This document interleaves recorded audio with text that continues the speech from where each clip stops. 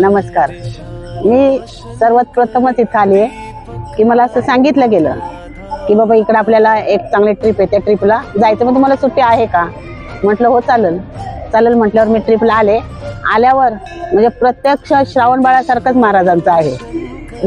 आई वडिलांची सेवा तसं नाही तर सगळ्या समाजाची सेवा, आणि सेवा म्हणजे इतकं व्यवस्थित की सगळ्यात पहिलं सगळ्यांना पाणी पाजतात. येताना प्रवासामध्ये माझी बॅग राहिली. माझ्याकडे काही माहिती नव्हतं, मला माहिती नव्हते महाराज आहेत. मला वाटलं की एजंट असतील, म्हणून मी त्यांना लगेच विचारलं, काय हो असं काय केलं तुम्ही? माझी बॅग नाही, आम्हाला जेवण नाही. त्यांनी स्वतःच्या खिशातले 100 रुपये काढले, हे घ्या तुम्हाला पाणी घ्या, हे घ्या. तिथूनच म्हटलं नाही ही व्यक्ती कोणतरी व्यवस्थित दिसते. पण महाराज हे माहिती नव्हतं. इथं जेव्हा प्रवासात आलो, संध्याकाळी मुक्कामाला राहिलो, हरिपाठ येथे सुरू झाले त्यावेळेस कळलं. आणि अतिशय उत्तम प्रकारे त्यांनी सगळी सोय केली. त्यांच्याबरोबर पुन्हा ट्रिप काढावं अशी वाटते. पण माझ्या रिटायरच्या वेळेस, म्हणजे आता 6 महिन्यांनी माझं रिटायर पण आहे, त्याच वेळेस मी माझ्या पूर्ण स्टाफला महाराजांच्या बरोबरच 2 दिवसाची ट्रिप त्यांच्याबरोबर घेऊन जाणार आहे.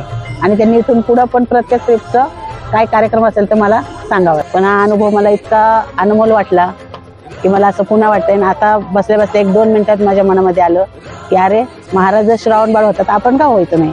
मी माझ्या माहेरातले पण टप्प्याटप्प्याने म्हणजे बहीण भाऊ नंतर बहिणी असं करून आणण्याचा प्रयत्न करते, असं चाललंय डोक्यात. आणि आत्ता ह्या 15 दिवसाच्या अजून मध्ये आधी टप्प्याटप्प्याने सुट्टी आहे. त्या सुट्टीमध्ये ज्या मला अगदी जवळच्या अशा 2-3 माझ्या मैत्रिणी आहेत त्यांना पण मी सेपरेट घेऊन यायचं माझ्या डोक्यामध्ये आत्ता विषय झाला आणि तो पूर्ण करणार. आणि इथं अयोध्येमध्ये आल्यावर राम मंदिरात जायच्या अगोदर प्रत्यक्ष मला हे रामच दिसत होते महाराज, म्हणजे त्याच्यामुळं अनुभव इतका छान वाटला.